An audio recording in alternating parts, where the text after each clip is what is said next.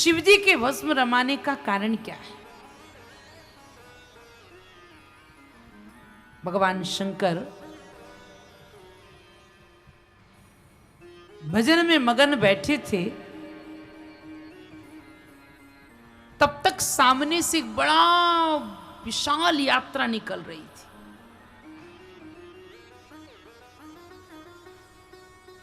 और इस यात्रा में जितने लोग थे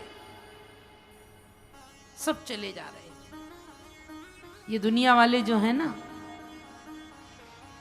हमको बहुत बुद्धू बनाते हैं और हम बनते जाते हैं।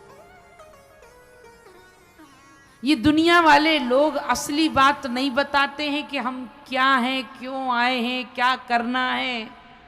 ये हमसे छिपाते हैं। बच्चे का जन्म हुआ और जन्मते ही सिखाने लगते हैं क्या? बचपन में सिखाया परिवार सत्य है। ये नाना, ये नानी, ये दादा, ये दादी, ये भैया, ये दीदी, ये चाचा, ये मामा, ये मामी, ये सब परिवार को गिनाने लगते हैं। बचपन में सिखाया परिवार सत्य है। और बड़े हो गए तो यही दुनिया के लोग फिर क्या सिखाने लगते हैं? फिर नहीं कहते कि परिवार सत्य है। जवानी में बताया कि तेरा व्यापार सत्य है, तेरा घर द्वार सत्य है। ये दुनिया के लोग बहुत बुद्धू बनाते हैं। बचपन में कहेंगे परिवार सत्य है और जवानी में कहेंगे तेरा घरवार सत्य है, व्यापार सत्य है। और हम भी ऐसे अच्छे हैं कि हम बुद्धू बनते जाते हैं। जो संसार के लोग कहते हैं उसे हम मान लेते हैं। पर ये दुनिया के लोग असली बात नहीं बताते हैं। सब कुछ बताते हैं पर असली बात नहीं बताते हैं। और बताते भी हैं तो कब बताते हैं? जब हम दुनिया से चले जाते हैं, चार जन हट्टे कट्टे कंधे पर लिए चले जाते हैं, तब दुनिया वाले चिल्ला चिल्ला कर कहते राम नाम। पहले बताया क्या कभी? तब चिल्ला चिल्ला के कहेंगे राम नाम सत्य है। अब कौन सुन रहा? कहते रहो। अगर पहले बता दिया होता तो कुछ भजन करके जाते दुनिया से। बाद में बता रहे राम नाम सत्य है। और भगवान शंकर ने यही से मंत्र लिया है कि सत्य क्या है। उमा कहूं मैं अनुभव अपना,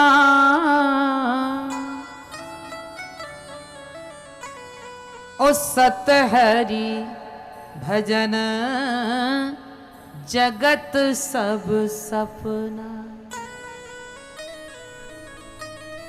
यहीं से मंत्र लिया कि सत्य केवल भगवान का भजन है, बाकी सब तो स्वप्न है। ये आंखें बूंदे हैं, हम पलंग पर सो रहे हैं तो स्वप्न दिख रहा है, और आंख खुली तो स्वप्न टूट गया। और ये दुनिया का स्वप्न कब तक दिखता है? जब तक आंख खुली रहती है। जरा सी पलक नीचे झपको तो नथिंग, कुछ नहीं। ये जगत का सपना पलक के गिरते ही टूट जाता है। मकान, दुकान, खेत, खलिहान, परिवार, सब रिश्तेदार, सब जहां आंख बंद हुई तो फिर कुछ रहता है? ये सारी दुनिया बहुत चतुर है। ये बहुत मतलबी है। ये असली बात नहीं बताती है। मतलब की दुनिया सारी ये मात पिता और नारी, ये सारी दुनिया मतलब ही है महाराज। मतलब की रिश्तेदारी, ये मात पिता और नारी। क्यों गई तेरी मति मारी, जब चलेगी तेरी सवारी। अरे साथ क्या जाएगा, बोलिए झूठा है संसार धोखा खाएगा, तो क्या करें, कर ले प्रभु से प्यार फिर पछताएगा। झूठा है। संसार धोखा खाएगा। समझ में आ गई? पर यहीं तक है, बाहर गए तो जय सिया राम। संसार के लोग बड़ा बुद्धू बनाते हैं। मरने के बाद बताते हैं कि राम नाम। चली जा रही थी सवारी, विशाल जन समुदाय था। भगवान शंकर ने देखा, ओ इतने सारे लोग मेरे प्रभु का नाम लेते जा रहे हैं। और भगवान शंकर ने भी साधारण से मनुष्य का वेश धारण करके और सवारी में सम्मिलित हो गए।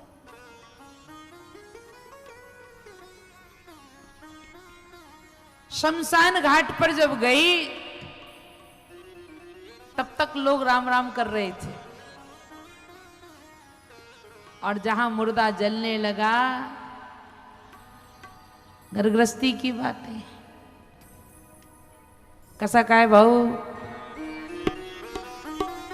तुमची मुली कशी आहे, मुला कसा आहे, बायको कशी आहे, हेच गोष्टी करते तिथे।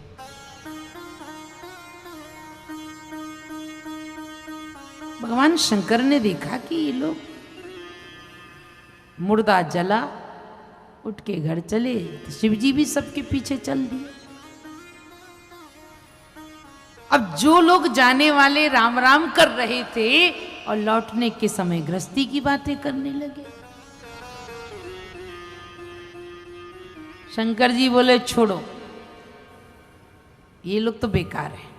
असली आदमी वही था जिसके कारण इतने लोग राम नाम ले रहे थे। जिसको लोग छोड़े आए वही असली व्यक्ति था। और भगवान शंकर लौटकर शमशान घाट में आए, तब तक तो मुर्दा जल करके भस्म हो चुका था। और भगवान शंकर ने जब भस्म को देखा तो भगवान शंकर बोले नहीं नहीं नहीं, इसके कान में राम नाम पड़ा है, इसके रोम रोम में राम रमा है, इसलिए इसकी भस्म में भी राम रमा है। और जिसमें राम हो, शंकर उसे अपने शरीर पर रमाता है। और भगवान शंकर ने भस्म उठाई और शरीर पर रमाने लगे। इसमें राम रमा है, मैं रमाऊंगा। नियम बना लिया कि मुर्दे की भस्म रमाएंगे। अब झंझट, दिक्कत ये आ गई कि भाई इतनी भस्म आए कहां से। तो ये ड्यूटी लगा दी भगवान शंकर ने भस्मासुर की, क्योंकि भस्मासुर को वरदान दे दिया कि जिसके सर पर हाथ रखोगे वही जल करके। और भस्मासुर क्या करता, इधर आओ, इधर उधर, देखो तुम्हारे माथे पर क्या हाथ रखा, भस्म भरी और चले, खजाने में डाल दी, इकट्ठी कर दी स्टोर में। बेचारा भस्मासुर बड़ा परेशान, जहां कोई मरता वहां जाता, दौड़ा दौड़ा भस्म इकट्ठी करके लाता, बड़ा भागते भागते। एक दिन भगवान शंकर से बोला, प्रभु हम तो भस्म इकट्ठी करते करते थक गए। तो तुम्हारी ड्यूटी है कि जाओ शमशान से भस्म इकट्ठी करके लाओ। बोले महाराज थक गए, कभी बंबई जा रहे, कभी दिल्ली जा रहे, कभी कलकत्ता जा रहे, कभी कहीं जा रहे। भगवान शंकर बोले तो चाहते क्या? भस्मासुर बोला आप तो ऐसा वरदान दे दो कि ये भागने का चक्कर खत्म हो जाए, हम जिसके सर पर हाथ रखें वही भस्म हो जाए बस। भगवान बोले ठीक है ऐसा हो जाए। शिव जी ने कहा ठीक है, जिसके सर पर हाथ रखोगे भस्म हो जाएगा। अब भस्मासुर को डाउट लगा, शंकर जी राम नाम की मस्ती में रहते हैं, क्या पता बात सही है कि नहीं है। बोले बाबा प्रैक्टिकल करके देखो। अब प्रैक्टिकल किस पे करें? शंकर जी खड़े थे सामने। बोले बाबा आपके माथे पर हाथ रखूं? अब भगवान शंकर भागे। अरे दुष्ट ये क्या कर रहा है तू? आगे आगे शंकर, पीछे पीछे भस्मासुर आगे चले जा रहे। देवताओं में देखा कि बाबा भोलेनाथ कहां भागे जा रहे हैं। नारद जी ने बताया कि भाई, नारद ने रोककर पूछ लिया था भस्मासुर कहां भागे जा रहे हो? भस्मासुर बोले हमने वरदान मांगा है, जिसके सिर पर हाथ रखेंगे वो भस्म हो जाएगा, और बाबा भोले ने वरदान दिया और देखो वो भागे चले जा रहे। ओहो। नारद जी दौड़े दौड़े गए भगवान विष्णु के पास। आज तो भोले बाबा को बचा लो, कोई बचाने वाला नहीं है, चक्कर में फंस गए आज तो बड़े। क्या हुआ? वरदान दे दिया भस्मासुर को। भगवान विष्णु से कहा, और भगवान विष्णु ने उसी समय पर दिव्य मोहिनी रूप धारण किया। शिव और भस्मासुर के बीच में खड़े हो गए। भस्मासुर ने इतनी सुंदरी को देखा तो रुक गया। देवी कहां से आई हो, कौन हो? मोहिनी भगवान ने कहा मैं स्वर्ग से आई हूं। अच्छा क्या करती हो? मैं नृत्य करती हूं। अच्छा ये नृत्य किस बला का नाम है, देखोगे? और भगवान विष्णु मोहिनी रूप में ताता थैया करके नृत्य करने लगे तो ये तो मुग्ध हो गया। ओह बड़ा सुंदर नृत्य है, हमें भी सिखाओ ना। भगवान विष्णु बोले बिल्कुल सीखो। और भगवान विष्णु अनेक मुद्राएं करते करते एक हाथ कमर पे रखा, एक हाथ सर पे रखा, और जैसे ही सर पे रखा तो भस्मासुर, बोल शंकर भगवान की जय। शंकर जी मुड़कर देख रहे थे। भगवान विष्णु बोले रुको रुको, काहे को ऐसे वरदान दे देते हो कि भागते फिरते हो? फिर